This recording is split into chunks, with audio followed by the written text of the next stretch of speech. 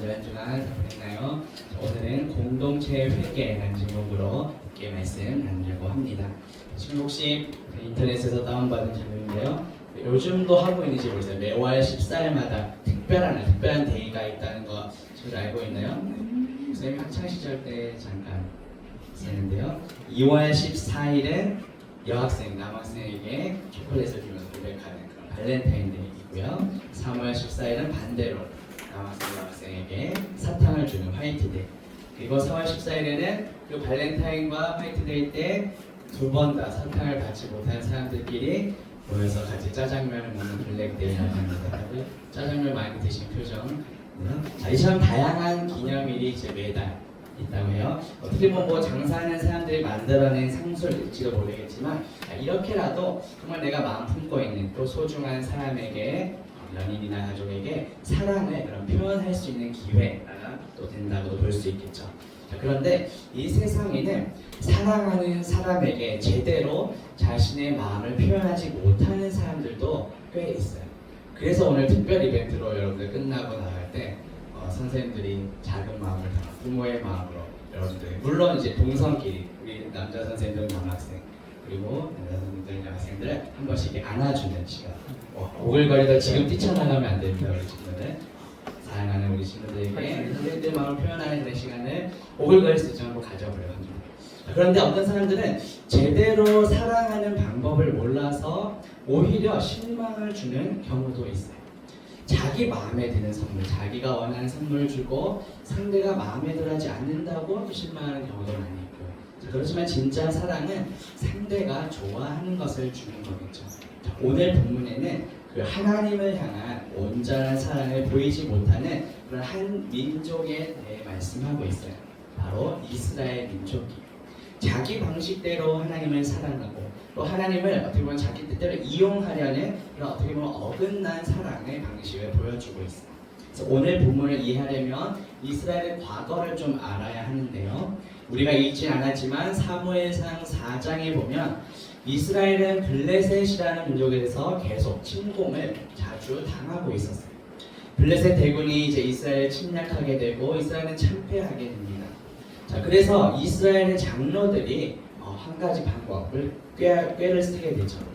하나님의 임재를 상징하는 이 언약궤를 우리가 전쟁터로 가지고 가자. 그렇게 하면 하나님께서 우리를 블레셋에 이기게 하실 거야. 블레셋을 무릎 꿇게 만드실 거야. 라고 생각했던 거죠. 자, 이스라엘을 하나님의 사랑의 대상으로 보지 않고 막 이용하려고 하고 이익의 대상으로 보려고 했다는 거죠. 그 말씀이 이 말씀이 4장 3절에 보니까 여호와의 언약궤를 실로에서 우리에게로 가져다가 우리 중에 있게 하여 그것으로 우리를 우리 원수의 손에서 구원하게 하자. 마치 뭔가 그 하나님의 임재 상징하는 그 언약궤를 뭔가 부적이냐 자기 멋대로 이렇게 이용하려는 잘못된 방식이었다는 거죠. 자, 근데 결국 이스라엘은 더 큰 참패를 당하게 됩니다. 이 전투에서 엘리 제사장의 아들들이 사무엘에게 주셨던 그 예언처럼 다 죽게 되고요. 이스라엘은 3만 명이 넘는 군사들이 다 죽게 됩니다. 뿐만 아니라 이 전투로 인해서 끌고 갔던 이 언약궤마저 빼앗기게 돼요. 자, 블레셋은 그 빼앗은 이스라엘의 언약궤를 자신들이 섬기는 우상, 다곤이라는 하는 우상이 있는 그 신전에다가 갖다 두게 돼요. 자신들이 섬기는 그 다곤 신을 통해서 전쟁에 승리하게 되었다는 것을 기념하고자 하나님의 언약궤를 그 우상 섬기는 신전에 같이 갖다 놓았다는 거죠. 그런데 그 다음날 어떤 일이 벌어졌을까요? 그 우상, 다곤 신상의 머리와 두 손이 다 끊어져서 그 하나님의 언약궤 앞에 엎드러져 있는 것을 보게 되죠. 블레셋이 섬기는 이 다곤 우상은 하나님 앞에서는 아무것도 아니다라는 것을 보여주신 그러한 사건이에요. 뿐만 아니라 블레셋은 이제 더 큰 재앙을 겪게 됩니다. 그래서 두려움에 떨게 된 이 블레셋은 언약궤를 또 다른 곳 기럇 여아림이라는 곳에 보내버리고 다시는 건드리지 않게 돼요. 그래서 그때부터 이스라엘이 다시 하나님의 언약궤를 만나게 될 때까지 무려 20년의 시간이 흐르게 됩니다.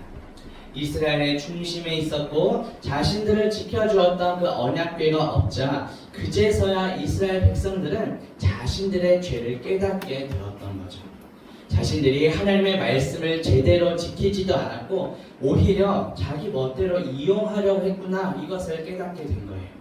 자, 20년의 기간 동안 하나님께서는 기다려 주신 거죠. 이스라엘 백성들 다시 죄를 깨닫고 회개하며 다시금 예수 그리스도만을 섬기고 예수 그리스도만을 사모하게 되기를 기다려 주셨다는 거예요. 그런데 한두 명의 사람들만 회개한 것이 아니에요. 이스라엘 전체가 온 민족이 여호와를 사모하게 되었다라고 말씀합니다. 다음 구절 보면 여기 나오죠. 사무엘상 7장 1절과 2절에 보니까 기앗 여아림 사람들이 와서 여호와의 길을 옮겨 산에 사는 아비나답의 집에 들여놓고 그의 아들 엘리야스를 거룩하게 구별하여 여호와의 길을 지키게 하였더니 그가 기앗 여아림에 들어간 날부터 20년 동안 오래 있은지라 이스라엘 온 족속이 여호와를 사모하게 되었다. 자, 여기서 사모하다라는 이 단어가요, 이스라엘 정말 몹시 슬퍼하고 큰 소리로 울부짖으며 회개했다. 회개라는 것이 뭐죠? 죄악된 길로 걸어가는 우리의 발걸음을 멈추고 돌이켜서 다시 예수 그리스도께로 나아오는 것. 이것이 진정한 회개예요. 자신들의 그런 잘못된 마음, 방탕한 마음들을 다시 예수님께로 되돌려서 고정하는 그런 시간을 보냈다는 거죠. 20년의 시간 동안 이스라엘 백성들이 이제 완전히 변화가 된 거예요. 자, 엘리는 언약궤를 빼앗긴 그 블레셋과의 전쟁에서 자신의 아들들이 죽었다는 이 사실을 전해 듣고 그 충격에 넘어져서 목뼈가 부러져 그 자리에서 죽게 됩니다. 그리고 엘리가 죽자 그 뒤를 이어서 사무엘이 이제 그 뒤를 이어받게 되었어요. 태어났을 때부터 성전에 머물렀고 하나님의 말씀에 정말 능통하고 잘 알고 있었고 순종하면서 자란 그 사무엘이 이제 영적인 리더가 된 것이죠. 그래서 사무엘이 이제 민족의 지도자가 됩니다. 이제 백성들 앞에 서서 이스라엘에게 이렇게 선포해요. 사무엘상 7장 3절 말씀에 보면 사무엘이 이스라엘 온 족속에게 말하여 이르되 만일 너희가 전심으로 여호와께 돌아오려거든 이방 신들과 아스타롯을 너희 중에서 제거하고 너희 마음을 여호와께로 향하여 그만을 섬기라. 그러면 너희를 블레셋 사람의 손에서 건져내시리라 말씀하죠. 자, 무엇보다 그동안 우상을 섬기면서 그 마음을 어지럽혔던 그 이스라엘 백성들에게 너희가 섬기고 예배해야 될 참 신이 누구인가, 참 주인이 누구인가를 바로 깨달으라 이러한 선포를 한 거예요. 뿐만 아니라 지금의 이 회개를 통해서 오직 하나님만을 전적으로 섬기는 그러한 결단을 하라고 선포했어요. 자, 우상 숭배는 사실 생각보다 멀리 있지 않습니다. 꼭 다른 종교를 섬기고 어떤 이런 신상을 갖다 놓고 그 앞에 절하는 이것만이 우상이 아니라는 거예요. 예수 그리스도보다 높아진 것, 또 예수 그리스도와 내가 겸하여 동시에 섬기는 것, 예수님보다 내 마음을 더 많이 차지하고 있는 것, 나의 시간, 나의 돈, 나의 에너지를 더 많이 빼앗기고 있는 것들이 다 우상이 돼버릴 수 있어요. 여러분 스마트폰 좋아하죠? 또 SNS나 이런 것들, 요즘 카톡이 난리 났더라고요. 그래서 막 이상하게 좀 변하고 있는데, 하여튼 이런 것들을 우리가 더 마음에 많이, 그거 자체가 죄는 아니지만 예수님보다 나의 마음을 더 빼앗기고 더 높아진 것들이 있다면 그것이 우상이 될 수도 있다는 거죠. 그렇다면 우리의 삶에 예수 그리스도보다 더 사랑하는 것들이 있나요? 또 하나님보다 더 의지하고 나의 마음을 빼앗기고 더 붙잡고 신뢰하는 것들이 혹시 있나요? 그 모든 것이 나의 삶에 우리의 마음에 있는 우상이 될 수 있다는 거죠. 그것들로부터 우리의 마음을 돌이켜서 예수님을 더 많이 사랑할 수 있도록 해야 된다는 거예요. 자, 실제로 이스라엘은 블레셋과의 전투에서 언약궤를 메고 나갔어요. 자, 이스라엘은 그런데 이것이 어떻게 보면 믿음인 것처럼 보일지 모르지만 믿음으로 블레셋과 전쟁을 한 것이 아니에요. 그냥 아까도 말씀드린 것처럼 어떤 부적인 것처럼 그런 마음으로 언약궤를 메고 그냥 나갔던 거죠. 다른 말로 표현하면 그냥 하나님을 의지하는 척, 붙잡는 척 했다라는 거죠. 겉으로는 하나님을 의지하고 붙잡는 것처럼 보였을지 모르지만 실상은 그렇게 보여진 하나님을 붙잡는 척하는 자기 자신이 우상이 되어버린 거예요. 자기 자신을 더 우상처럼 숭배한 것에 지나지 않다는 거죠. 그래서 결국 이스라엘이 패할 수밖에 없었다는 겁니다. 혹시 우리의 마음에 붙잡고 있는 우상들이 무엇인가? 나 자신이 우상이 되어버릴 수도 있어요. 하나님보다 내가 더 사랑하고 의지하는 것이 있나요? 돈을 더 사랑하나요? 친구들과의 관계가 더 중요한가요?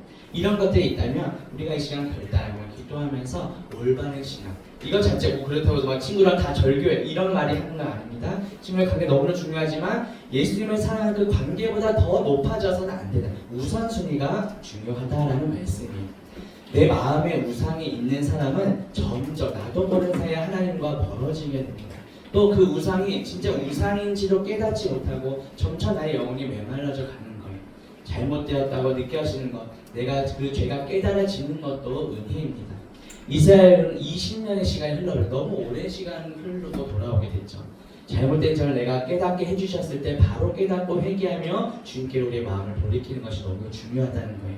사무엘상 7장 5절과 6절 볼게요. 사무엘이 이르되 온 이스라엘은 미스바로 모이라. 내가 너희를 위하여 여호와께 기도하리라 하매 그들이 미스바에 모여 물을 기어 여호와 앞에 붓고 그날 종일 금식하고 거기에서 이르되 우리가 여호와께 범죄하였나이다 하니라. 사무엘이 미스바에서 이스라엘 자손을 다스리니라 하고 말씀하죠. 사무엘은 더 늦어지기 전에 이제 이스라엘 백성들을 미스바로 모이게 했어요. 그리고 이 미스바에서 온 이스라엘 족속들이 하나님께로 돌아올 수 있도록 오늘날 표현하면 어떤 영적인 대집회를 사무엘을 열게 된 거죠. 그곳에서 종일토록 하나님께 울부짖으며 기도하며 금식했어요. 사무엘의 이 부르짖음에 따라서 이스라엘 백성들도 자신들의 죄악을 깨닫고 함께 회개하기 시작합니다. 자, 그런데 그때 이스라엘이 이렇게 한 곳으로 모이자 블레셋의 입장에서는 어떻게 착각했을까요? 마치 전쟁을 준비하는 것처럼 또 보였겠죠. 그래서 순식간에 군대를 불러 모으고 이스라엘을 치기 위해 또 블레셋이 또 쳐들어옵니다. 자, 이 소식을 들은 사무엘이 또 어떻게 반응할까요? 더욱더 하나님께 기도하자고 요청했어요. 블레셋으로부터 지금 침략해오는 블레셋으로부터 우리를 구해주세요. 이 모인 백성들과 함께 하나님께 기도합니다. 그리고 사무엘은 어린 양을 잡아서 제사를 드리고 하나님께 우리 이스라엘 구해주세요. 살펴달라고 간절히 기도했어요. 자, 어떻게 보면 우리 이성적인 판단으로 상식적으로는 잘 이해가 되지 않을 수 있죠. 어려운 일이 생기고 힘든 일이 생기면 맞서 싸워 어떻게 보면 뭐 전쟁을 준비하든가 아니면 빨리 그냥 도망을 쳐야 할 텐데 그게 아니라 모여있는 백성들과 함께 더욱더 크게 기도했다는 것이죠. 자, 그리고 하나님께서는 그 기도에 정말 빠르게 응답해 주십니다. 사무엘상 7장 10절 볼게요. 사무엘이 번제를 드릴 때에 블레셋 사람이 이스라엘과 싸우려고 가까이 오매 그날에 여호와께서 어떻게 하셨죠? 블레셋 사람에게 큰 우레를 받아요. 그들을 어지럽게 하시니 그들이 이스라엘 앞에 패한지라. 자, 우리가 모여서 이렇게 예를 들어서 이렇게 예배하는데 우리 원수를 막 쳐들어요. 우리가 전쟁 준비를 해야 되나? 빨리 도망쳐야 되나? 이것이 상식적인 우리의 생각일 텐데 하나님은 우리의 생각보다 더 크게 역사하시죠. 모여있는 백성들과 함께 기도할 때 큰 우레, 긴 멍에가 쳐서 그들을 어지럽게 해서 패하게 만드셨다는 거예요. 이거는 인간의 방법이 아니라 하나님의 놀라운 역사라고 할 수 있죠. 블레셋이 다가왔을 때 하나님께서는 그 블레셋 군대의 우레와 같은 소리를 발하셨고 블레셋 사람들이 스스로 혼돈에 빠지게 되었어요.